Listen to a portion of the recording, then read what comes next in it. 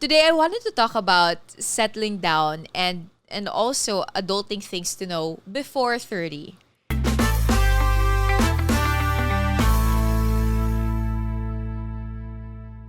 It's actually something from our listeners as well. Ang tanong nila, what are your tips to those who are very career-oriented and have a difficult time in finding the right time to settle down?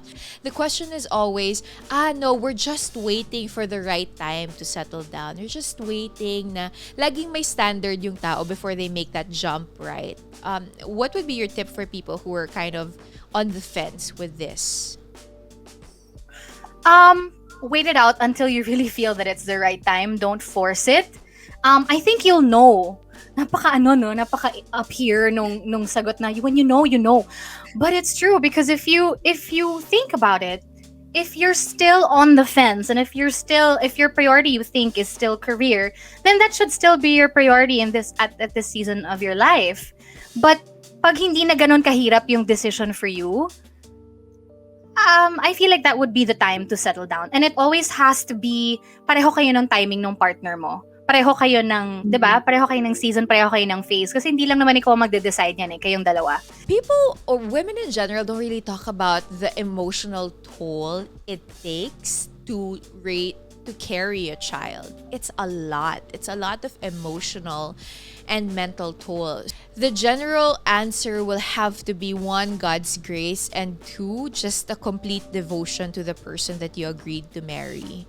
Because at the end of the day, you have to keep making these adjustments and make these decisions that are hard for you. Pero kung yung devotion mo kasi outweighs whatever desire you used to have, it becomes better. As a proseso pa rin ako. But I feel like that's a beautiful thing. Actually, it just means that you're growing. We're growing. It means there's so much more room for improvement. And I'm also very lucky to have a husband who keeps reminding me of that. People would always assume that when you marry someone, it should be settled. Like, everything will be settled, right? Because that just brings me back to one of, I guess, the most important things that I had to learn during this marriage is the importance of understanding one another and the differences that you guys have. And just being okay with that and finding a way around it instead of fighting your way to merge and be the same person. It needs to be said that it's easier said than done. Everything that you know about relationships and marriage, it's always, especially if you are the thinking kind, like I would like to think Cara and myself, idadamay ko na yung sarili ko sa thinking kind.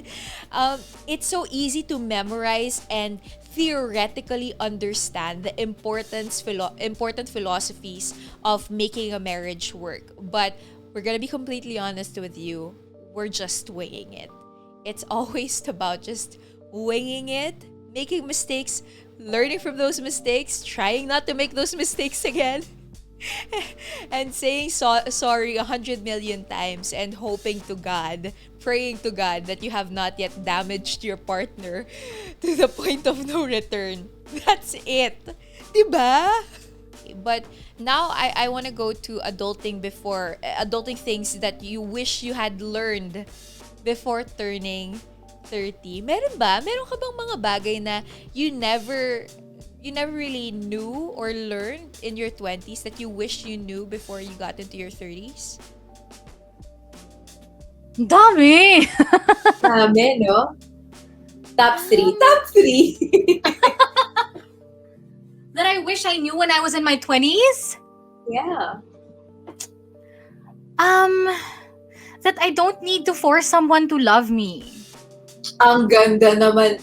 Did you guys hear that? Did you guys na-catch nyo ba yun? All caps natin. Oh my gosh, that I don't need to force someone to love me.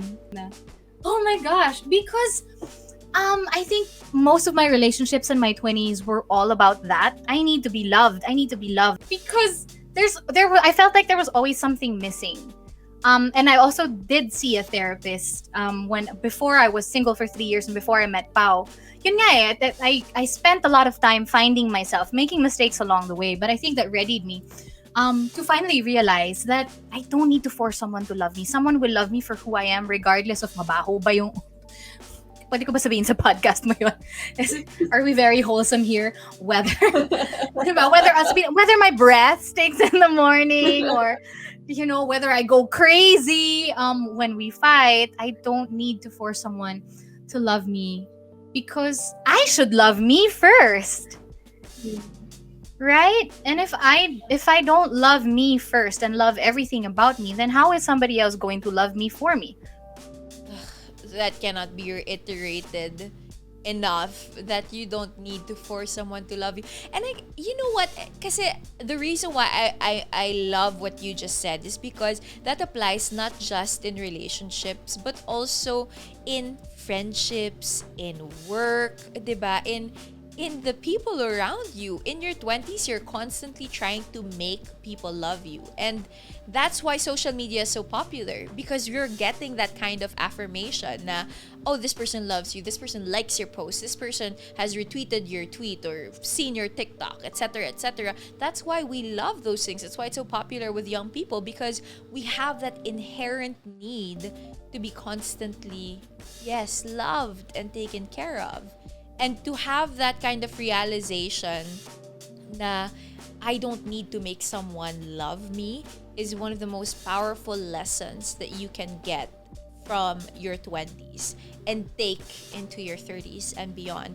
Would that be the same advice that you would give yourself if you could talk to your 20-something-year-old self, or anything else that you'd like to tell your 20-something-year-old self? Just let go. Just let go of what you can't control. Because honestly, all we can really control in this world is ourselves and what we think and how we feel in the moment. Sometimes nga, even how we feel, we can't control eh. I tried so much to take control of everything around me, which made me even more anxious in my 20s. But no regrets. So even until now, I want to tell myself, just breathe and let go. And don't take yourself too seriously. The beauty of being in your late 20s and early 30s is you have that kind of wisdom already. I guess battle scars na rin from all of your experiences, where you understand that you aren't always in control. In fact, you're probably not in control 99% of the time. So you shouldn't expend your energy to constantly try to regain control. It's all about responding well. That's it. Respond well to decisions, diba? Respond well to different situations. Wala, yun lang yung magagawa mo eh. Kasi most of the time, you're not in control talaga.